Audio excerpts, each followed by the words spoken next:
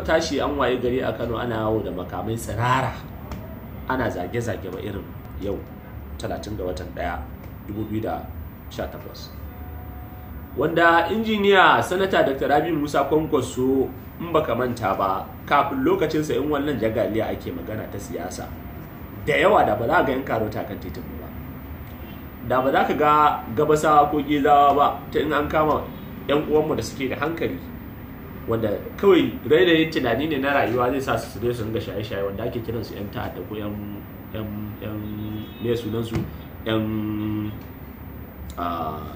shaye-shaye ba, da za a dinga kama su ana kai su can su je su training ɗinsu su dawo su zama masu tsare dukiya al'umma da rayukansu.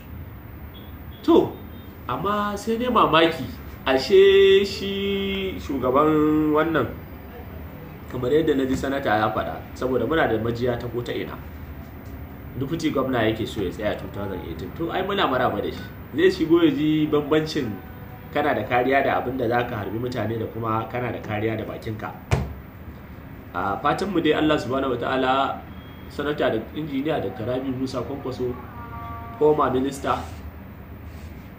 Allah subhanahu wataala ya taimake shi ya cimma gashinsa, ya sanya wannan jinkiri da ake yi ya zama jinkiri na alkhairi, ya kuma sa mutanen jihar Kano su yi haƙuri. Mu ba mu ba kowa umarnin ya je ya sari kowa ba ko ya fito da makami, mu makamin mu yana zuciyarmu, sannan kuma yana bakinmu, sannan kuma yana kan ƙuri'a.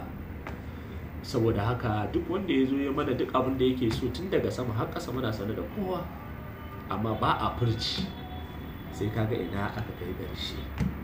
Fatan mu Allah subhanahu wataala ya ƙara wa jihar Kano albarka da kuma taimaki Kanawa. Ko kana da wata tambayar karin datse ka? To wow, mu yanzu dai ba wata tambaya da ta rage a gare mu, sai dai mu yi muku fatan alkhairi. To Allah ya saka da alkhairi. To fatan mu Allah ubangiji ya taimaki wannan jiha ta mu ta Kano, ya ƙara wa sanata da injiniya da Rabi Musa Kwankwaso lafiya, mu ma ya kare mu, ya kare matasan jihar Kano daga fadawa illoli na sare-sare da kashe-kashe da ba su lasisi da aka yi na dawo da jagaliya. Wassalamu alaikum wa rahmatullahi wa barakatuh.